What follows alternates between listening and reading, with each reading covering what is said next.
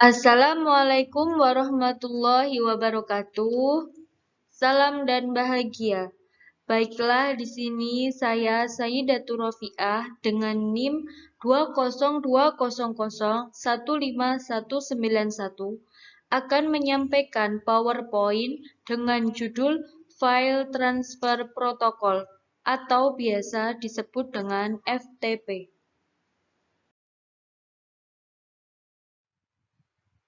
Baiklah, saya akan melanjutkan tentang pengertian File Transfer Protocol.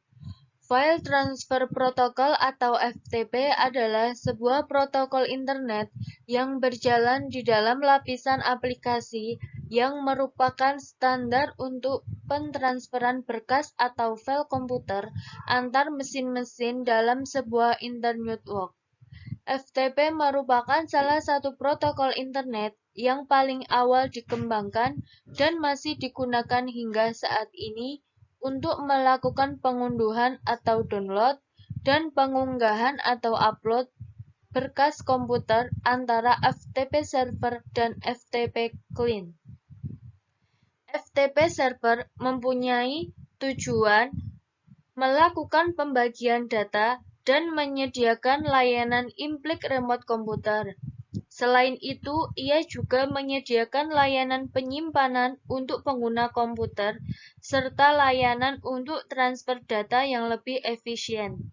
Dan perlu diketahui, jika suatu FTP server bisa bekerja baik dengan koneksi aktif maupun pasif.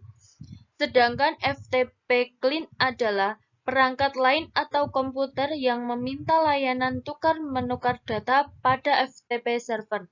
Jika sudah terkoneksi dengan FTP server, suatu FTP client bisa melakukan aktivitas seperti upload, download, dan sebagainya, sesuai dengan aturan atau izin yang diberikan oleh FTP server.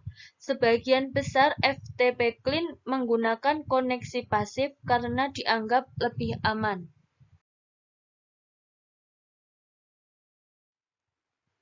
Selanjutnya, saya akan membahas tentang tujuan dan manfaat dari FTP. Yang pertama adalah tujuan FTP. Tujuan FTP diantaranya adalah 1. Untuk berbagi data, 2. Pertukaran file dengan aman, dan yang ketiga adalah fasilitas pengiriman data dua arah. Sedangkan manfaat dari FTP adalah yang pertama, menyediakan layanan tempat untuk menyimpan user. Yang kedua, mampu menyediakan yang lebih efisien serta reliable. Dan yang ketiga adalah menyediakan indirect atau implik remote komputer. Selanjutnya adalah syarat penggunaan dari sebuah FTP. Yang pertama adalah untuk dapat menggunakan FTP, seorang pengguna komputer harus mempunyai informasi yang memadai dan cukup tentang FTP server, termasuk username, password, serta alamat FTP itu sendiri. Yang kedua adalah untuk username dan password ada juga FTP server yang tidak menyediakan keduanya, sehingga pengguna komputer bisa mengaksesnya secara anonim. Sedangkan untuk alamat FTP server biasanya dominan bentuk seperti alamat domain.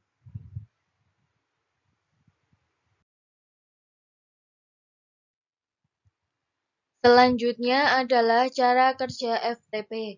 Yang pertama adalah cara kerja FTP diawali dengan FTP client meminta koneksi pada server. Jika keduanya sudah terhubung, maka FTP client sudah bisa melakukan pertukaran data seperti upload dan download. Dalam hal ini, FTP bisa bekerja dalam metode aktif maupun pasif. Yang kedua adalah, baik dalam mode aktif maupun pasif, client akan membuat suatu kontrol TCP dari port N ke server port 21. Jika dalam mode aktif, client mulai menyimak koneksi data dari server pada port M. Yang ketiga adalah, lalu client mengirim FTP command port M untuk menginformasikan port mana yang harus disimak. Jika klien tidak dapat menerima koneksi TCP, maka akan dipakai passive mode. Selanjutnya adalah kelebihan dari FTP. Yang pertama adalah FTP mampu menjembatani pertukaran informasi dan file antar komputer. Selama prosesnya sudah dilengkapi dengan sistem keamanan yang melindungi data yang kamu kirim atau terima. B. FTP mampu melakukan backup data dan file, termasuk restore pada sebuah website. C.